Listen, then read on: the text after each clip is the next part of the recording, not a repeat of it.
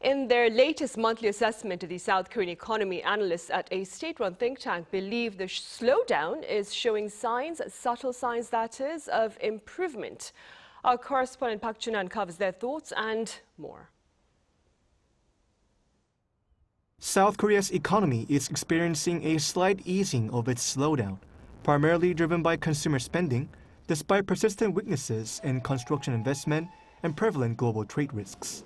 This is according to the monthly report released Tuesday by the state-run think tank, the Korea Development Institute, analyzing the nation's economy. All industry production rose 1.9% in July from a year earlier. However, despite the increase, construction remained weak, and manufacturing capacity utilization stayed low, resulting in a 14.2% drop from the same period last year. Industrial production in July, which includes mining and manufacturing, rose 5% year-on-year. Notably, semiconductor output jumped 20.5%, while motor vehicles and electronic parts also posted gains from a year earlier. Exports to the U.S. in August underperformed as they declined by 8.1% year-on-year. Despite strong semiconductor shipments, exports were dragged down by motor vehicles and parts and steel, which are subject to high tariffs.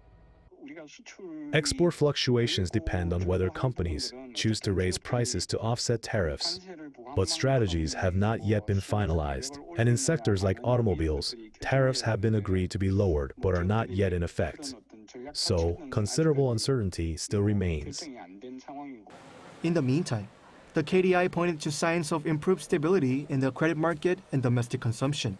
Consumer sentiment, which is considered optimistic if it's over 100, remained strong at 111.4 for August, supported by falling market interest rates and the government stimulus, including a second round of supplementary budget and distribution of livelihood recovery consumption coupons.